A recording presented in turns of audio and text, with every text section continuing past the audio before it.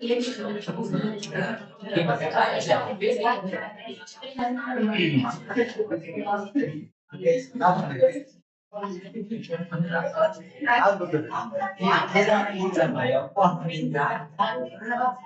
listen.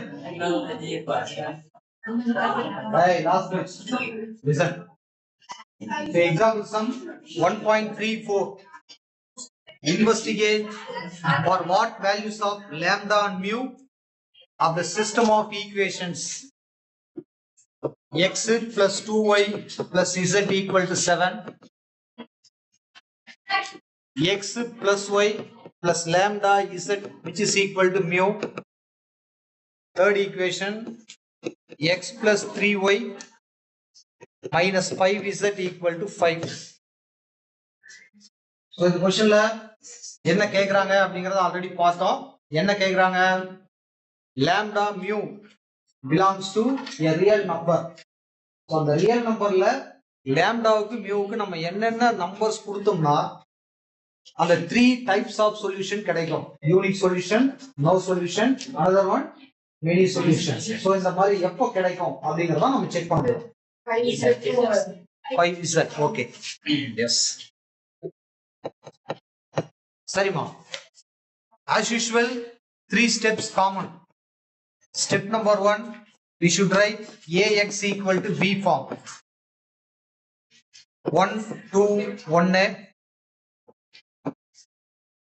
1 1 lambda 1 3 minus 5. Next variable matrix x y z.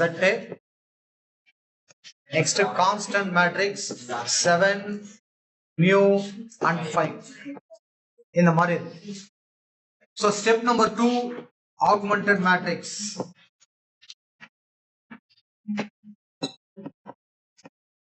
A comma b.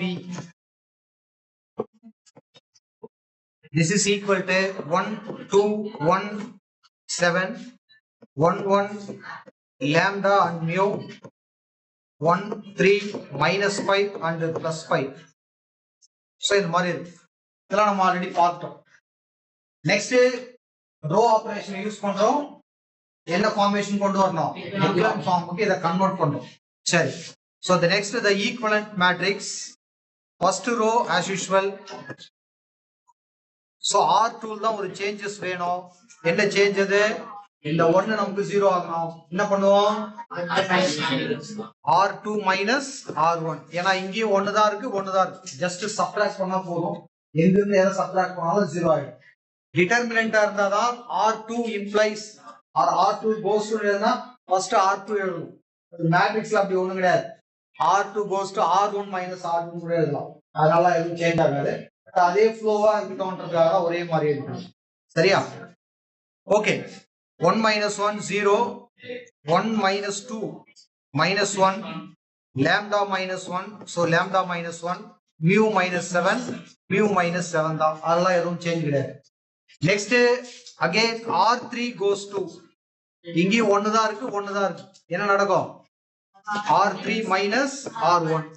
So 1 minus 1 0, 3 minus 2 1, minus 5 minus 1 minus 6, 5 minus 7 minus 2. சரியா போச்சா? So next இது echelon form வரணும் அப்படின்னா இன்னும் ஒரே ஒரு இடம் 0 ஆக வேண்டியது இருக்கு. எது? இந்த 1 0 ஆகும். So the next equivalent matrix R1 as usual. Next R2 நமக்கு ஒரே ஒரு 0 வேணும், அது இங்க இருக்கு. 0 minus 1 lambda minus 1 mu minus 7. So அதனால எந்த சேஞ்சஸும் தேவை கிடையாது. Next R3 தான் சேஞ்ச் பண்ணனும். இந்த 1 எனக்கு 0 ஆகணும். R2ல ஆல்ரெடி minus 1 இருக்கு. ஜஸ்ட் பிளஸ் பண்ணா போதும். So R3 plus R2 அப்படின்னு எழுதணும். So என்ன ஆன்சர் வரும் பாருங்க, பிளஸ் பண்ணி பாருங்க. 0 plus 0 0 தான். 1 minus 1 0, lambda minus 1 minus 6. Answer என்னது? lambda minus 7. இருங்க இது கொஞ்சம் பெருசா எழுதிப்போம்.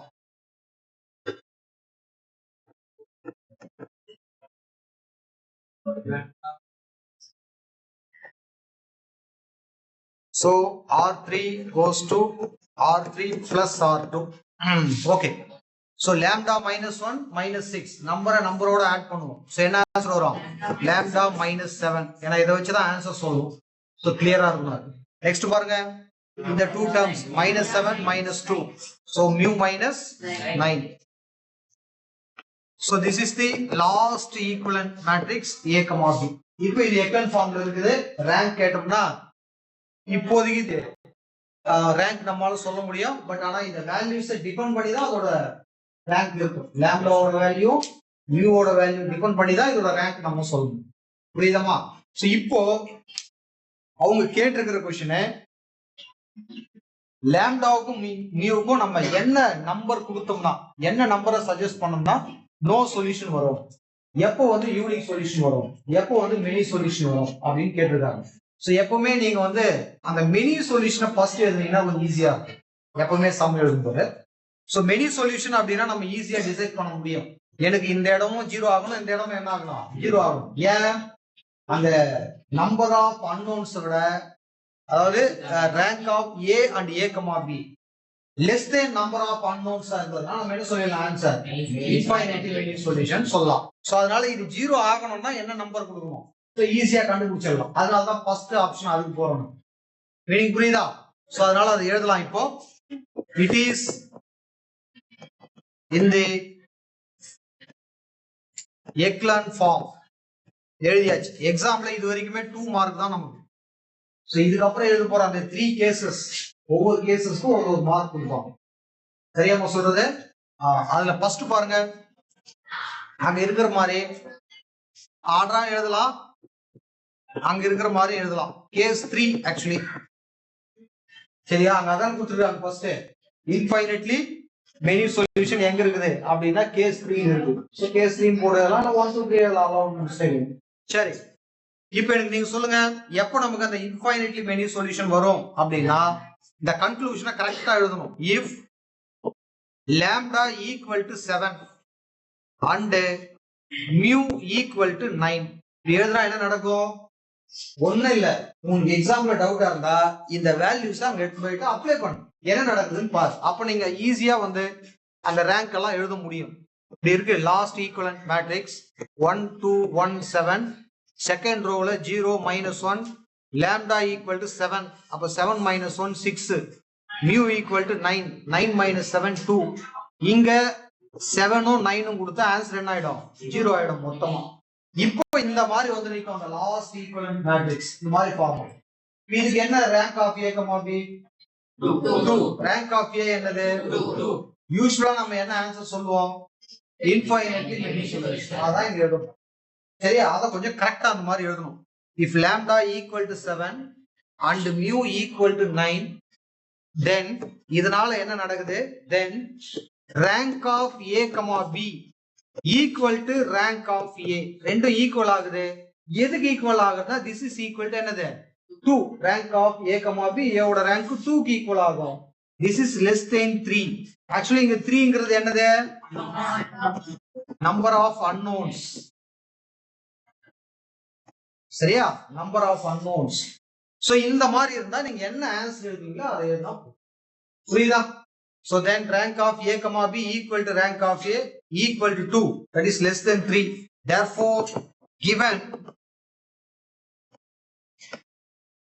system is consistent and as என்ன எழுதணும்? இன்ஃபைனைட்லி மெனி சொல்யூஷன் எழுதணும். இந்த கன்க்ளூஷனுக்கு எக்ஸாம்ல ஒரு மார்க் தருவாங்க, இதுக்கு ஒரு மார்க். ஞாபகம் சரியா சொல்றது? Next lambda equal to 7, lambda equal to mu, இந்த ரெண்டு நம்பர் கொடுத்தா மட்டும்தான் இந்த கொடுத்துருக்கிற அந்த ஈக்குவேஷன்ல இந்த மாதிரி ஆன்சர் வரும். வேற எந்த நம்பர் கொடுத்தாலும் இந்த ஆன்சர் வராது. ஒரே ஒரு வேல்யூ தான், lambda 7 mu 9. வேற எப்படி கொடுத்தாலும் வராது. இதை நம்ம சொல்லி முடிச்சோம். புரியுதா? நெக்ஸ்ட் மெனி சொல்யூஷன் சொல்லணும், சொல்லியாச்சு. நோ சொல்யூஷன் சொல்லணும், யூனிக் சொல்யூஷன் சொல்லணும். சரி, அடுத்து அவங்க கேட்டிருக்கிற அந்த ஃபர்ஸ்ட் பார்ட் வருவோம். கேஸ் 1 வருவோம்.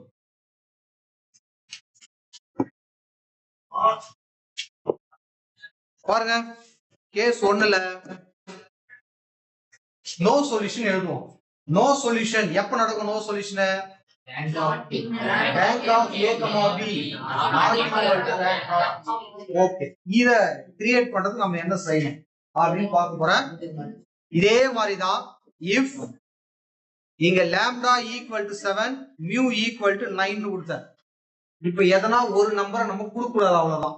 if lambda equal to 7 இத அப்படியே தான் விடுற and mu not equal to 9 போடுறேன். 9 மட்டும் கொடுக்கல, 10 கொடுக்கலாம், 11 கொடுக்கலாம், 11.1 கொடுக்கலாம், 12.1 கொடுக்கலாம், √2 கொடுக்கலாம், என்ன வேணா கொடுக்கலாம்.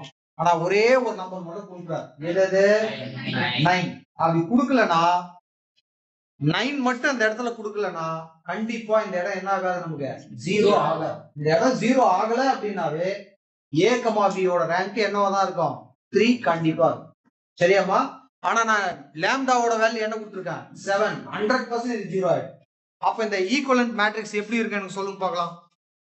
இப்போ நம்ம எழுத போற இந்த மேட்ரிக்ஸ் 1 2 1 7 லாம்டாவுக்கு 7 தான் கொடுக்குறோம். 0 -1 6.